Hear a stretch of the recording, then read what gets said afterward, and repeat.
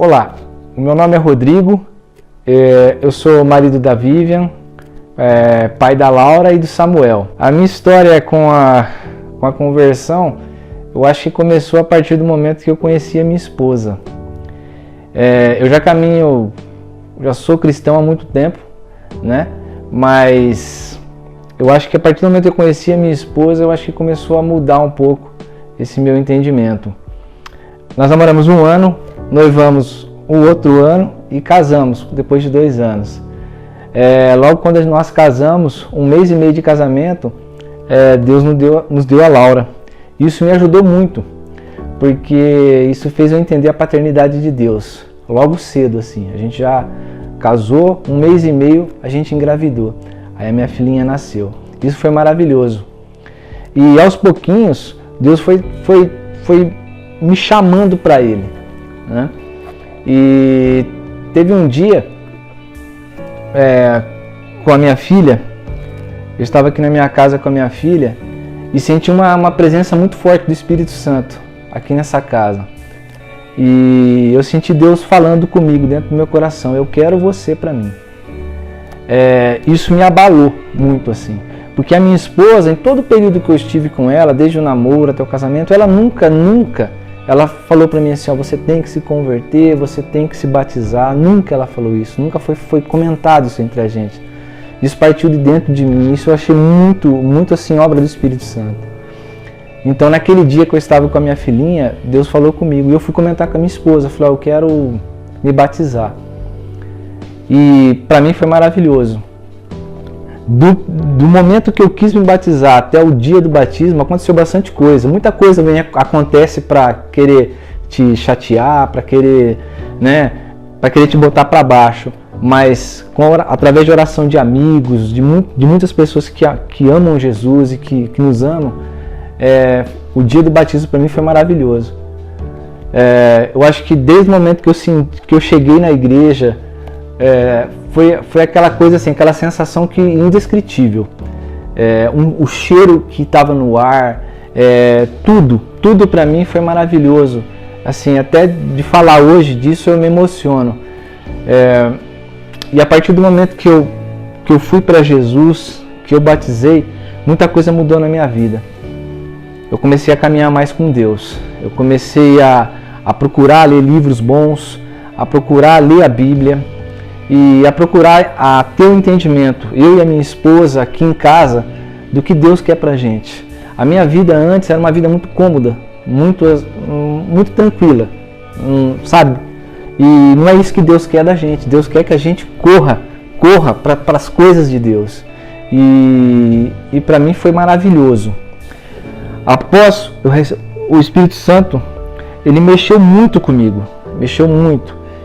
E todas as coisas que eu via como um problema antes, começou a eu enxergar de uma outra maneira. Abriu muitas portas pra gente, assim, de você ter um entendimento espiritual das coisas, você ter pessoas orando por você. Foi maravilhoso. E eu acho que eu me pego muito no versículo da Bíblia lá de Jó, né, que fala, até eu anotei aqui, eu te conhecia só de ouvir, mas agora os meus olhos te veem. Isso para mim foi claro, isso aí para mim. A partir do momento que eu aceitei Jesus, que eu fui para o Espírito, que o Espírito Santo me chamou e eu fui, isso aqui para mim foi muito claro. Isso que está aqui na Bíblia foi muito claro.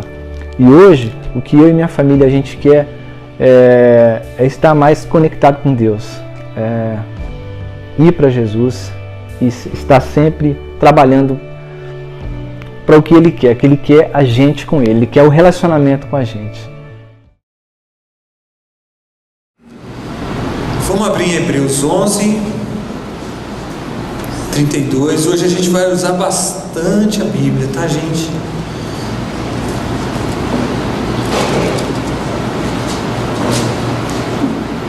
Nós estamos chegando no final da série Gente como a Gente. Nós já falamos sobre, olha quanta gente, Abel, Enoque, Noé, Abraão, Sara, Isaac, Jacó, Moisés, Raabe, Gideão, Baraque e Sansão. E ainda teve a pregação da Elba, fé para ganhar e fé para perder. E faltam mais 3 hoje e mais 2. E hoje nós vamos falar sobre Jefté.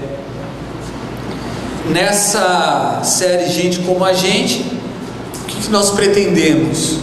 Mostrar histórias de pessoas como nós, pessoas simples, comuns, mas que pela fé alcançaram feitos extraordinários no Senhor. Então vamos ler esse texto. O que mais direi? Não tenho tempo para falar de Gideão, Baraque, Sansão, Jefté, personagem de hoje, Davi, Samuel e os profetas, os quais pela fé conquistaram reinos, praticaram a justiça, alcançaram o cumprimento de promessas, fecharam a boca de leões, apagaram o poder do fogo, escaparam do fio da espada, da fraqueza tiraram força, tornaram-se poderosos na batalha e puseram em fuga exércitos estrangeiros. Jefté está citado nesse texto, nesse pequeno texto aí que a gente leu. Jefté também é da época dos juízes, né? Assim como outros que a gente vem falando, Sansão, Baraque e Gideão. Quem eram os juízes? Juízes eram pessoas que Deus levantava para restaurar o povo de Israel. Os juízes, é sempre bom lembrar, fica nessa assim, ó, Moisés, Mar Vermelho, Josué, conquistas, aí juízes, aí Saul, Davi, tá? Então é nesse meio aí que nós temos os juízes. E eles eram essas pessoas que Deus levantava para restaurar o povo, e eles exerciam funções como líderes militares, líderes religiosos, resolver as questões do povo, né? Então, briga de vizinho, o meu gado foi lá e derrubou sua barraca, e aí quem tem que pagar, e aí tal. Então os juízes, eles estavam também resolvendo esse tipo de coisa. Normalmente a atividade militar dos juízes, né, ela envolvia conter os invasores estrangeiros.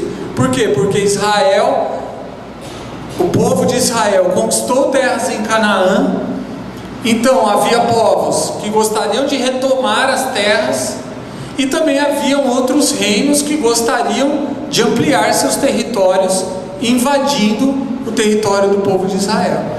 Então, desde aquela época, é uma área de muita tensão, né? É uma área de muita tensão, em que Israel tem sempre gente querendo tomar aquele pedaço de terra ali. Juízes também nos relata que o povo de Israel vivia um ciclo sombrio, né? Então o povo estava em desobediência.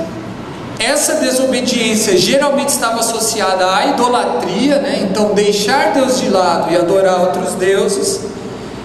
E aí, desobediência, vinha o sofrimento. Com o sofrimento, o povo se voltava para Deus. Legal, Deus enviava um juiz, vinha a restauração. Com a restauração, prosperidade. E aí, com a prosperidade, eles falavam: legal, estamos numa boa. Desobediência, sofrimento, se voltavam para Deus e etc.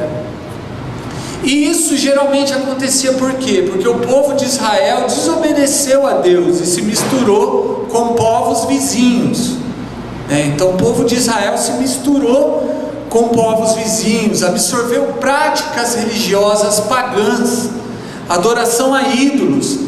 Um muito famoso, Baal, né? Cuja adoração envolvia orgias sexuais, sacrifícios de crianças. Uma outra coisa importante desse período: as tribos de Israel, elas geralmente habitavam as montanhas e colinas, e os vales eram habitados pelos inimigos, os vales e as planícies, porque eles tinham, por exemplo, carros, eles tinham armas mais fortes, mas que não eram efetivas nas montanhas e nas colinas. Só que com isso, né, ficou uma tribo, outra tribo, outra tribo, outra tribo, foi havendo a perda da identidade nacional. Eles foram perdendo aquele senso de identidade. Então cada tribo passou a agir de modo independente, cada tribo passou a se associar a outros povos e outros deuses. As tribos, não é raro que elas brigavam entre si, e aqui em Jefté tem um episódio desse. Mas mesmo assim, gente, Deus não desistiu do seu povo, tá? A gente vai vendo, né, que Deus sempre proporcionou novos recomeços, e que Deus, portanto, é o verdadeiro herói de Juízes. Toda vez que a gente estuda Juízes, e pô, Joel, semana passada eu fiquei frustrado com Sansão.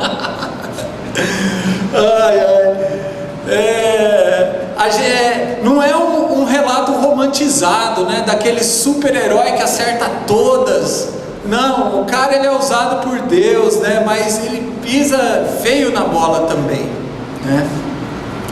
Então a gente vê que Deus, no ditado popular, né, vai escrevendo certo por linhas tortas, né? Deus vai sendo o grande herói de Juízes, apesar do povo, apesar da própria personalidade dos juízes.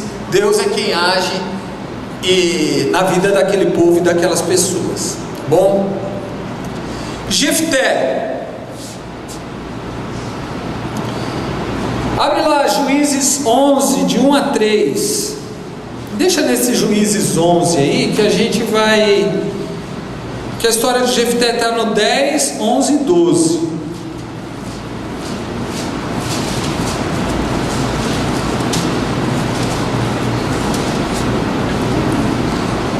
Jefté, ele nasceu na região de Gileade. Ele, portanto, era gileadita. O seu pai também se chamava Gileade. Jefté foi filho do relacionamento de Gileade, seu pai, com uma prostituta. E aparentemente ele foi o primogênito aí do seu pai, né? Do seu pai Gileade, tá? O seu pai se casou e Jefté teve irmãos, filhos dessa mulher de seu pai, que portanto eram seus meio-irmãos. Mas a palavra ela nos relata que quando chegou à idade adulta, possivelmente ali perto da herança, ou já na fase de herança, os seus irmãos expulsaram Jefté do convívio. Você vai ver isso no versículo 2, em que eles dizem: você não vai receber nenhuma herança de nossa família, pois é filho de uma outra mulher. Então isso nos deixa claro que havia duas coisas que eles não gostavam de Jefté. Primeiro, que era um problema financeiro, né? Se Jefté era o primogênito, ele receberia 2 partes da herança, né? Então vamos dizer que eram 3 irmãos. Ao invés de cada um receber 33%, dividir a herança em 4, aí o primogênito recebia 2 partes, 50%, e os outros recebiam 25 e 25, entendeu? Então era mais que ele recebia o dobro dos outros. Então havia um motivo financeiro, econômico, e também havia um motivo pessoal muito forte. Olha, você é filho de outra mulher, você não pode receber, você é um estranho aqui no ninho. E eu acho que foi mais ou menos assim como ele se sentia. Então, diante disso, Jefté teve que fugir. A palavra diz que ele teve que fugir. E gente, quem tem que fugir, né, não é que ele foi embora triste, né? Ele teve que fugir. Quem tem que fugir geralmente é porque está sob ameaça, né? E aí a palavra fala que um bando de vadios uniu-se a ele e o seguia. Aí eu fui pesquisar o que seriam esses vadios. Alguns falam marginais, homens levianos, desocupados, ou mesmo desempregados por causa da opressão que Israel estava vivendo, tal. Então eles estavam desempregados. e Jefté ali no meio desses homens.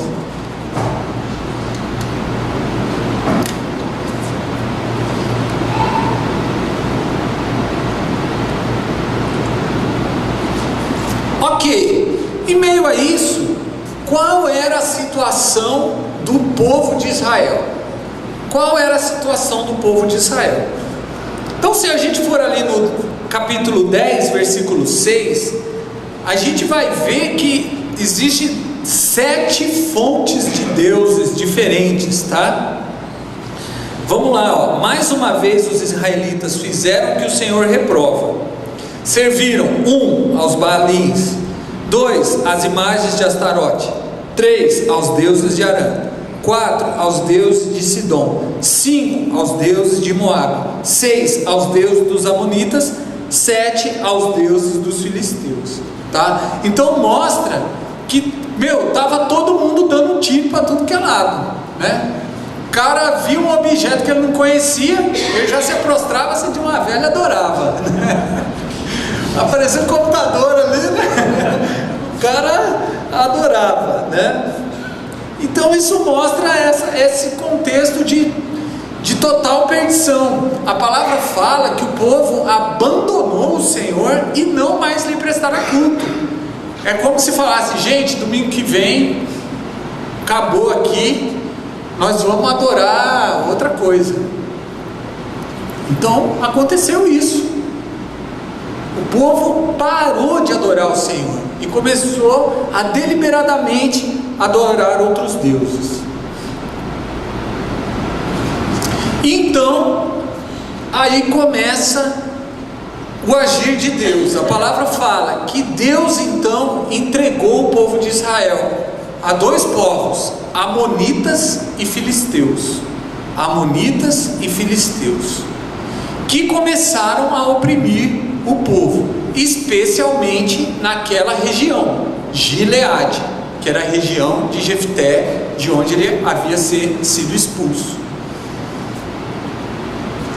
E essa opressão ela avançou, cresceu e se tornou muito forte durante 18 anos. 18 anos, numa opressão de inimigos. Uma opressão de inimigos, talvez servindo como escravos, ou talvez tendo que dar os seus bens, talvez sendo invadidos. Era uma opressão, e essa opressão ela não tinha parado, ela estava também avançando por outras tribos. A gente vai ver ali que é sobre a tribo de Judá, de Benjamim e de Efraim, ou seja, aquela opressão ela estava crescendo cada vez mais. E então, passados esses 18 anos, os israelitas clamaram ao Senhor, se lembraram do Senhor, se lembraram do Senhor. E sabe o que Deus falou para eles? Olha, não vou livrar vocês mais não. Viu? Faz o seguinte, sabe aqueles deuses lá que vocês estão adorando? Chama eles. Está escrito, versículo 14. Chama eles. E a palavra nos diz que novamente os israelitas clamaram ao Senhor, se arrependeram e agora se desfizeram dos deuses estrangeiros e prestaram culto ao Senhor. E então Deus não pôde mais suportar o sofrimento de Israel. Então esse é o nosso primeiro ponto. A fé, ela nos leva ao arrependimento. A fé nos leva ao arrependimento. Meus irmãos, quem são os nossos deuses? Quem são os nossos deuses? É o nosso dinheiro? São os nossos amigos? É o nosso trabalho? Quem são os nossos deuses? Saiba que o Senhor quer ocupar o primeiro lugar na nossa vida. O Senhor quer ocupar o primeiro lugar. E o que o texto dá a entender aqui é que, a princípio, eles estavam adorando os outros deuses, e vamos também adorar o Deus de Israel, né? Lembramos dele aqui, mas sem abandonar esses deuses que eles estavam adorando. E aí Deus falou: procura esses deuses aí que vocês estão adorando. Mas quando eles se desfizeram dos deuses estrangeiros, quando eles abandonaram aqueles deuses, então aí Deus não pôde mais suportar o sofrimento de Israel. Então a fé, ela tem que nos conduzir, ela nos conduz ao arrependimento. Ela nos mostra onde estamos errados e nós mudamos de atitude e olhamos para o Senhor.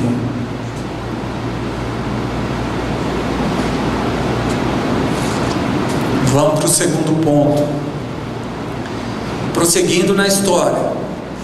Então, meus irmãos, passados esses 18 anos, a coisa estava tão feia que os líderes ali de Gileade, eles falaram: olha galera, quem iniciar o ataque lá contra os amonitas vai ser o chefe, do povo.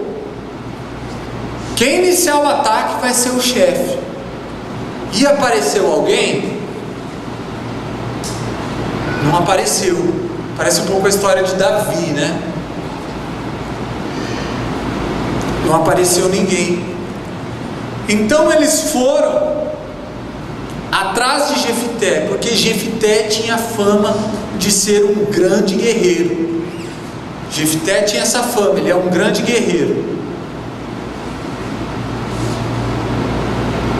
E aí começou a reviravolta na vida de Jefité. Eles foram procurar Jefité estava em Tobi. Aí Jefité falou: ué, mas por que vocês vieram atrás de mim? Não foi vocês mesmo que me expulsaram daqui? Por que vocês estão voltando aqui para falar comigo? E eles falaram: Jefté, você tem que ajudar a gente, cara, a expulsar os amonitas. Se você ajudar, você vai ser chefe sobre nós. E Jefté faz até uma pergunta retórica. Ele fala: o quê? Então se eu for lá expulsar os amonitas, tal, eu vou ser chefe sobre vocês? E os caras: Jefté, é isso aí. Se você for lá expulsar os amonitas, tal, você vai ser chefe e comandante. Você vai ser o cara. Você vai ser o cabeça da região de Gileade. E Jefté aceitou o desafio. Jefté aceitou o desafio e foi. Então vejam, segundo ponto, a fé, ela muda o nosso destino. Jefté, filho de uma prostituta, recebido pelo seu pai, expulso posteriormente da sua casa por causa de herança, por causa que aparentemente não tinha um bom relacionamento. Agora ele é convidado a voltar e ele se torna chefe e comandante de todo aquele povo que o havia expulsado. A reflexão que nós temos é: o que o medo não faz, né, gente? O que o medo não faz, né? Você está com medo, né? Chama o cara lá, pelo amor de Deus, né? Chama o cara lá para ele libertar a gente. Mas isso nos mostra, meus irmãos, que Deus é especialista em pegar vidas quebradas e restaurá-las. Amém? Deus pega vidas quebradas e a restaura. Nós temos na Bíblia inúmeros exemplos. O apóstolo Paulo, que era perseguidor da igreja e se tornou apóstolo dos gentios, aquele mediante o qual nós recebemos a palavra e o ensinamento de Cristo. Sabe, se nós estamos aqui hoje, é porque teve um apóstolo Paulo que acreditou que cada um de nós aqui poderia receber o Senhor Jesus.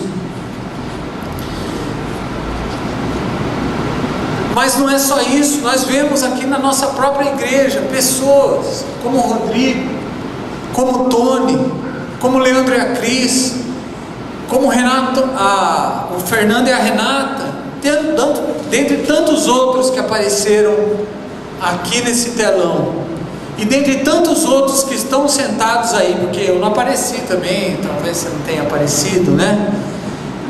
Mas Deus, Ele muda a nossa vida, é a especialidade de Deus, pegar corações quebrados e trazer restauração. Nesse sentido, quero ler um texto muito forte com você. Abre lá em 1 Coríntios 1, versículo 26.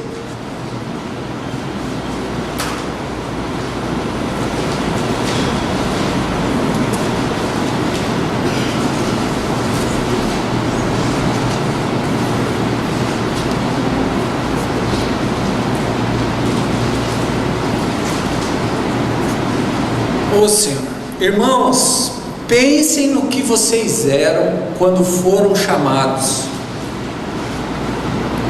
1 Coríntios 1, 26. Poucos eram sábios segundo os padrões humanos, poucos eram poderosos, poucos eram de nobre nascimento, mas Deus escolheu as coisas loucas do mundo para envergonhar os sábios, e escolheu as coisas fracas do mundo para envergonhar as fortes.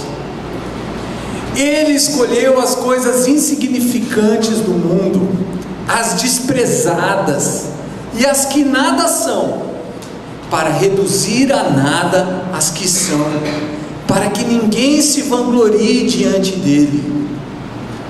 É, porém, por iniciativa dele que vocês estão em Cristo Jesus, o qual se tornou sabedoria de Deus para nós. Isso é justiça, santidade e redenção, para que, como está escrito, quem se gloriar, glorie-se no Senhor. Amém? Essa é a especialidade de Deus. Então, se você hoje está aqui dentro e fala, é que você não conhece o meu passado, você não sabe aquilo que eu passei, você não sabe como é a minha vida, você não sabe a mágoa que tem dentro do meu coração, você não sabe o que meus pais fizeram para mim. Saiba, meu irmão, que Deus é especialista em pegar vidas quebradas e restauradas. Amém?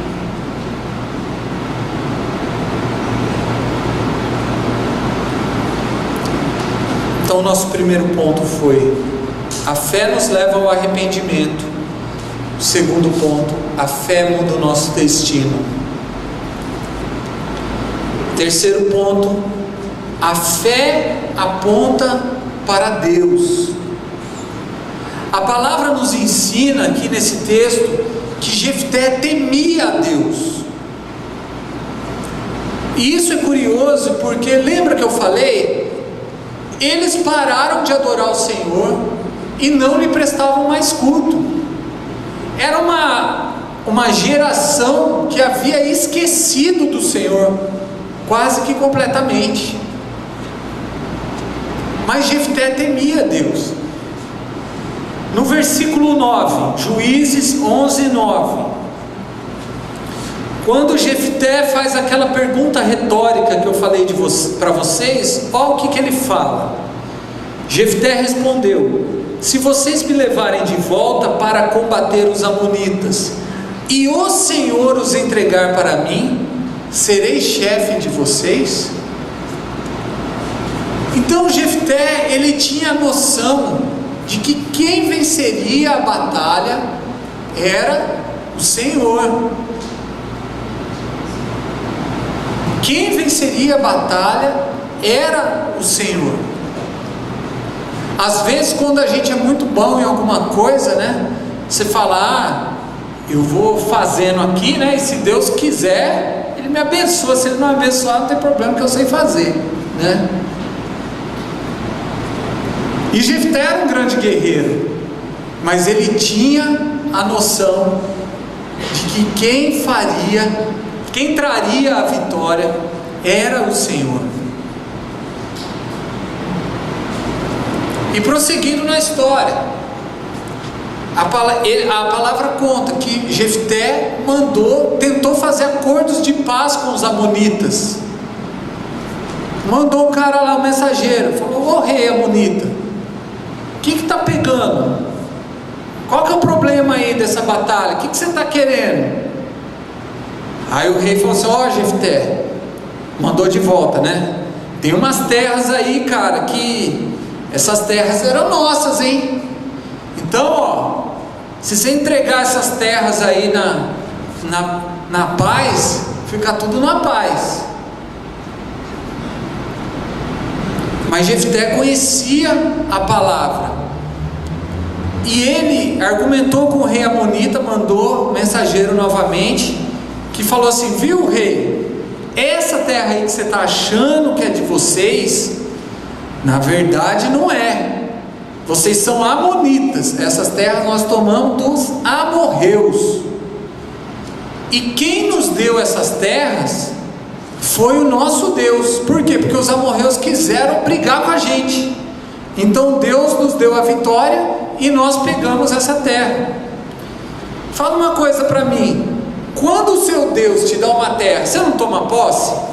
Então, como o meu Deus me deu essa terra, eu estou tomando posse dela. Sabe, rei amonita, tem outra coisa. Tem um outro rei vizinho do você, perto aí, que é o rei moabita. Que rolo, né, gente? Amonita, amorreu, moabita. Então tem o rei moabita. Ele nunca reclamou dessas terras que você está reclamando.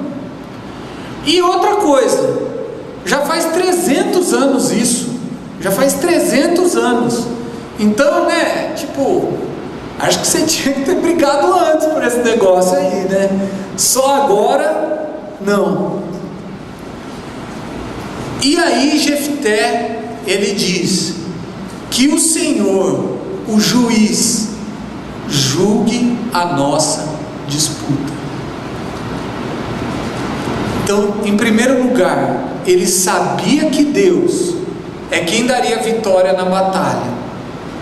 E em segundo lugar, ele sabia que Deus era o juiz, era Deus quem ia julgar aquela questão. Deus que ia julgar aquela questão. Então, meus irmãos, a fé, ela aponta para Deus. Muitas vezes somos injustiçados. Muitas vezes acontecem coisas que a gente fala: puxa, mas isso comigo de novo? Saiba, meu irmão, Deus é o justo juiz. Deus é quem vai julgar a nossa causa. Esteja com o Senhor, esteja perto do Senhor, busque o Senhor, coloque a sua situação diante do Senhor e deixe que Ele seja o juiz da sua causa.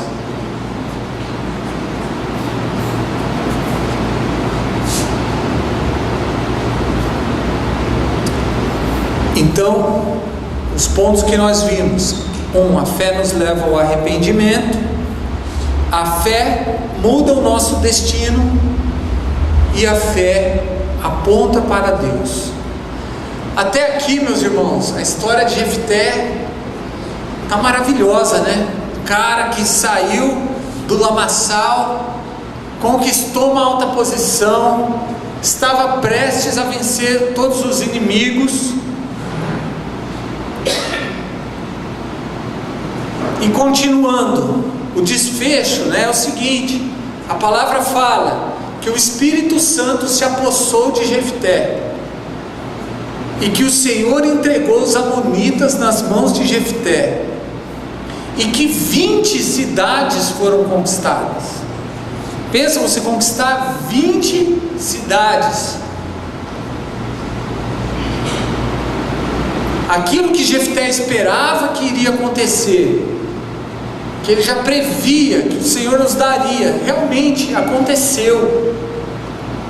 A fé dele operou e aquelas cidades foram conquistadas. Ah, gente, mas aí vem o quarto ponto: cuidado com o que você fala.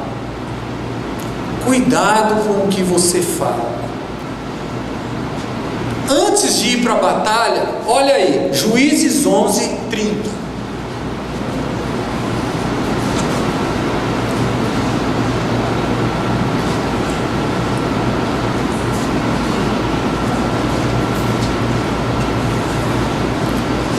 Jefté fez esse voto ao Senhor: se entregares os amonitas nas minhas mãos, aquele que estiver saindo da porta da minha casa ao meu encontro, quando eu retornar da vitória sobre os amonitas, será do Senhor, e eu o oferecerei em holocausto.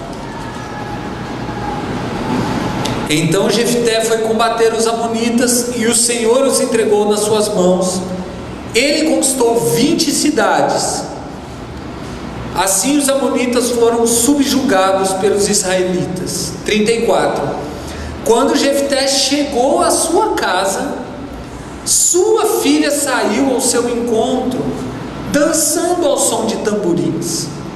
E ela era filha única. Ele não tinha outro filho ou filha. Quando a viu, rasgou as suas vestes e gritou: ah, minha filha, estou angustiado e desesperado por sua causa, pois fiz ao Senhor um voto que não posso quebrar. Meu pai, respondeu ela, sua palavra foi dada ao Senhor, faça comigo o que prometeu, agora que o Senhor o vingou dos seus inimigos, os amonitas. E prosseguiu: mas conceda-me 2 meses para vagar pelas colinas e chorar com as minhas amigas, porque jamais me casarei. Vá, disse ele, e deixou que ela fosse por 2 meses. Ela e suas amigas foram para as colinas e choraram, porque ela jamais se casaria. Passados os 2 meses, ela voltou a seu pai, e ele fez com ela o que tinha prometido no voto. Assim, ela nunca deixou de ser virgem.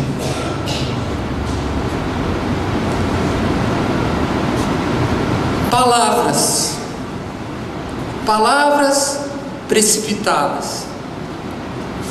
Em primeiro lugar, quero explicar que existem 2 versões para 2 interpretações, tá? Uma primeira interpretação é aquela que surge diretamente do texto, ou seja, o pai fez um voto a Deus, eles venceram a batalha, a primeira pessoa que saiu da casa foi a filha, logo ele sacrificou a filha em holocausto. Essa é uma primeira interpretação. Existe uma segunda interpretação desse texto, que é que a filha não teria sido sacrificada, porque Deus, ele não admite, ele não recebia sacrifícios humanos, tá? Isso está em Levítico, está em Deuteronômio. Então Deus, ele não receberia sacrifícios humanos. Haveria a possibilidade desse voto ser trocado, o que também está em Levítico, tá? E o texto, ele fala que a filha pediu para ir chorar a virgindade, não chorar a morte. Também fala que Jefté fez com ela o que havia dito em seu voto, e que ela nunca deixou de ser virgem, e não que ela morreu, né? Que ela foi morta ou foi imolada. Então são duas interpretações, uma bem trágica e uma um pouco mais amena, né? Um pouco menos trágica. Mas o que eu quero trazer aqui para vocês, meus irmãos, é sobre cuidado com o que você fala. Na hora do aperto, a gente fala muita bobagem. Na hora da pressão, a gente fala muita bobagem. Quando Jefté fez esse voto, você pode ver que foi um perde-perde. Ou seja, alguém ia sair da casa dele e ele ia ter que sacrificar. Hoje de manhã minha sogra estava aqui, eu falei, acho que ele estava esperando que ia ser a sogra, né, que ia sair. Eu fiz até um coraçãozinho para ela. Ai, ai. Alguma perda ia haver, porque se ele ganhasse a batalha, então ele ia ter que matar alguém da casa dele. Ou então, para não matar alguém da casa dele, ele ia ter que perder a batalha, ter que morrer, e morrer o exército, morrer todo mundo, o povo ali, né? Então você veja que ficou um negócio esquisito. Por quê? Palavras precipitadas, palavras que não mediram as consequências. Por mais que a gente tente pensar nessa versão aqui, bom, mas ela não foi sacrificada, né? Ela simplesmente foi oferecida ao Senhor e permaneceu virgem durante a sua vida. Mas naquela época a mulher, ela precisava se casar. Jefté não teve a continuidade da sua geração, a sua geração bloqueou ali. Então houve uma perda, sim, houve uma perda. E o que Jesus nos ensina sobre isso, meus irmãos? Abre lá em Mateus 5. Mateus 5:33. Sobre os votos, sobre os juramentos. Olha o que Jesus fala sobre isso. E aqui eu deixo as palavras do Senhor Jesus. Vocês também ouviram o que foi dito, Mateus 5:33. Vocês também ouviram o que foi dito aos seus antepassados: não jure falsamente, mas cumpra os juramentos que você fez diante do Senhor. Mas eu lhes digo, não jurem de forma alguma, nem pelo céu, porque é o trono de Deus, nem pela terra, porque é o estrado dos seus pés, nem por Jerusalém, porque é a cidade do grande rei. E não jure pela sua cabeça, pois você não pode tornar branco ou preto nem um fio de cabelo. Seja o seu sim, sim, e o seu não, não, e o que passar disso vem do maligno. Então o Senhor Jesus, Ele nos ensina a termos a nossa palavra, sim, sim, não, não, o que eu falei, eu cumpro. Por outro lado, não faça juramento, não há necessidade disso, não há necessidade de promessas ao Senhor. O jejum, por que nós fazemos o jejum? Porque o jejum, ele é uma disciplina espiritual, ele é uma arma de guerra. Mas o jejum não é para nós conseguirmos as coisas. Eu vou ficar 3 dias sem comer. Você vai conseguir ficar magro, legal, aí você vai conseguir. Mas você não vai conseguir algo por causa do jejum. Entendeu? Eu quero um negócio aqui, então vou jejuar para esse negócio vir. Pode vir, pode não vir. Nós fazemos o jejum para nos aproximarmos do Senhor, porque nós queremos estar perto dele e mortificar a nossa carne.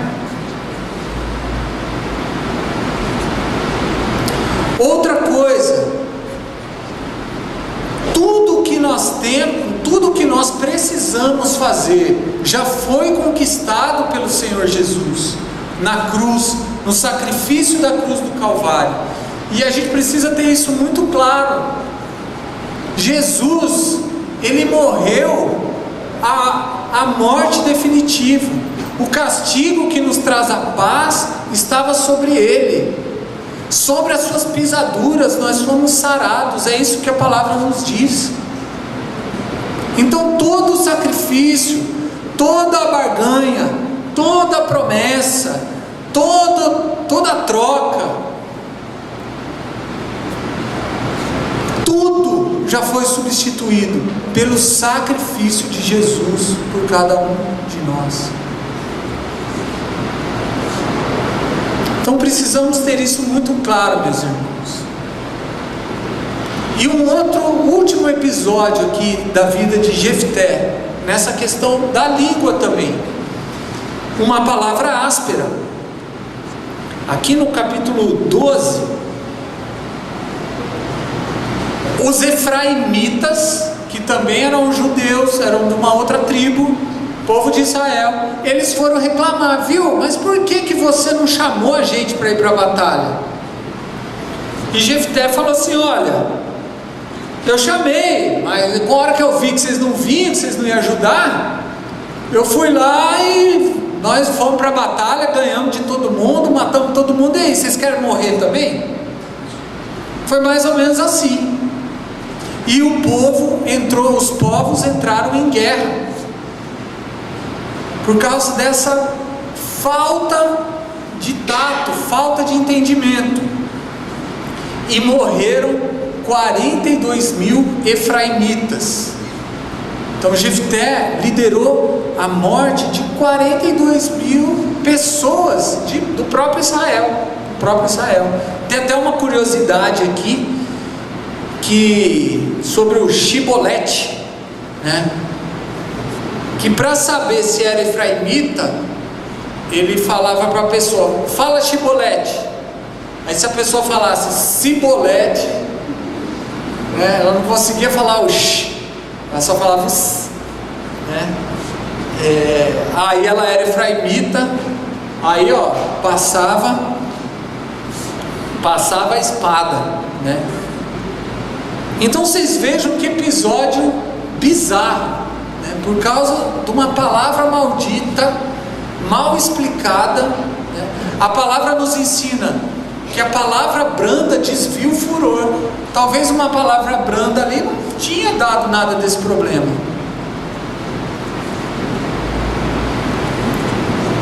Então aqui eu invoco o livro de Tiago 3, que diz que a língua é fogo. A língua é um mundo de iniquidade. A língua nos contamina por inteiro, incendeia o curso da nossa vida. Com a língua nós bendizemos ao Senhor, mas com a língua nós amaldiçoamos as pessoas que são feitas à imagem de Deus. Então, meus irmãos, cuidado com a língua. Cuidado com a língua. Então vamos recapitular aqui. 1. A fé nos leva ao arrependimento. Lembra que quando o povo de Israel se desfez dos deuses estrangeiros, Deus começou a agir no povo. 2. A fé muda o nosso destino. Lembre que Jefté, o filho de uma prostituta, expulso de sua terra, foi chamado de volta e foi o grande libertador do povo de Israel. 3. A fé aponta para Deus. Jefté sabia que as batalhas seriam ganhas pelo Senhor e que Deus seria o juiz daquela questão. Deus é que resolveria aquela questão. E 4 e último, cuidado com o que você fala, especialmente nas horas de aperto. Cuidado com o que você fala para sua esposa, para os seus filhos, as promessas que você faz.